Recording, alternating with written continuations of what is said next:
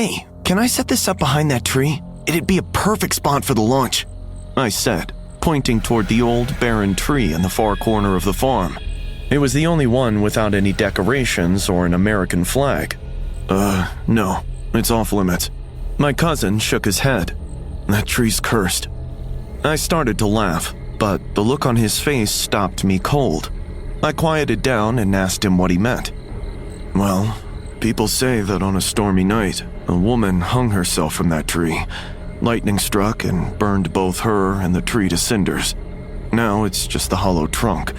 Folks have tried to tear it down, but some say her spirit still lingers." Raphael moved off to finish setting up the rocket launchers, but I couldn't stop staring at that corner. The tree stood completely alone, its charred, twisted trunk jutting out from the dry grass.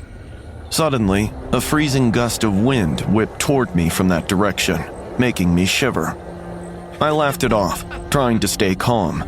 I was 14 and way too old to buy into some rural ghost story. Besides, it was the 4th of July, and I wasn't about to let a creepy legend ruin my night.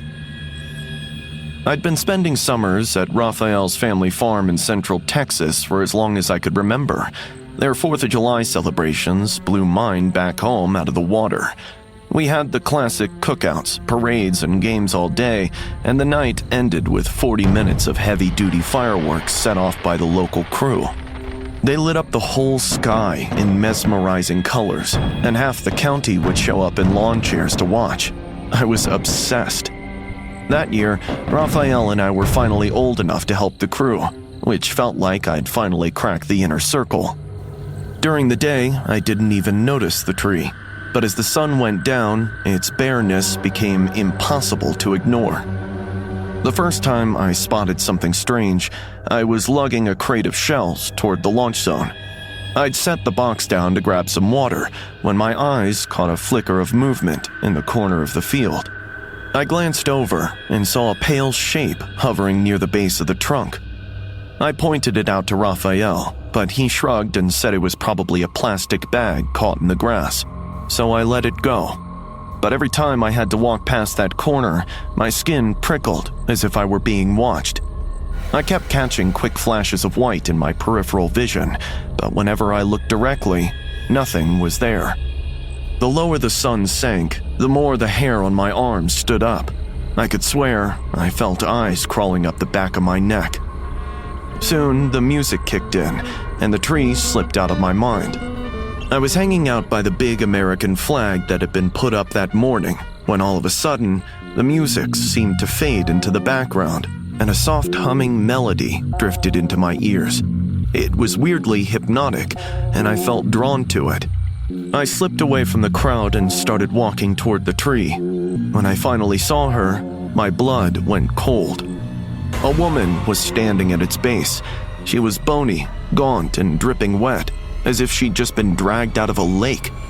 Her hair was matted to her face, and her hollow red eyes stared right through me. My whole body started shaking. I felt cold and numb, but my heart was pounding. I wanted to reach out and touch her. Then, a group of guys walked by, and when I looked back, she was gone. A hand on my shoulder snapped me back. It was Raphael's dad. He'd found me standing there like a statue. I told him what I'd seen, but he said the atmosphere was probably playing tricks on me and sent me to grab some drinks. I tried to convince myself he was right and kept busy. About an hour later, the fireworks started. The sky exploded with colors. Everyone was cheering. Raphael was standing next to me, eating a popsicle and ranking the fireworks, and I was agreeing with him. Suddenly, the humming returned, and my legs started moving on their own. I walked right past a group of kids and an elderly couple watching the fireworks.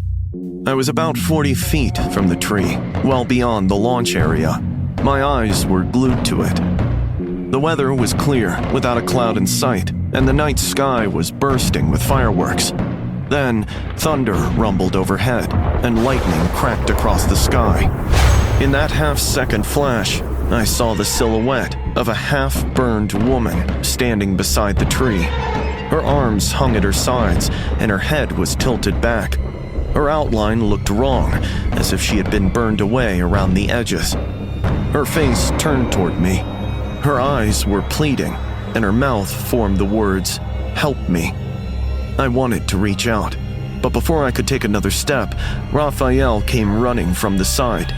He grabbed my arm and dragged me back just as the final shell exploded, painting the sky red and white. I let him pull me back into the crowd and didn't look at the tree again. But when Raphael asked me what had happened, I couldn't stop going into detail about what I'd seen and felt. The next morning, they found the tree split down the center. It looked as though a door had been ripped open from top to bottom. Nobody had heard a thing during that night, and there hadn't been any storms or rain to explain it. Raphael's family didn't say a word about it at breakfast, and neither did we. But we did catch each other's eyes across the table for a second before looking away. 10 years have passed since then. I haven't been back to that farm, and Raphael and I have never mentioned it again. But sometimes, I still think about those pleading eyes and can't stop turning the story over in my head. What made her do it? Did she even do it herself, or did somebody else do it? What was she trying to escape that still held her down even in death? Did she finally manage to escape, or is she still stuck there?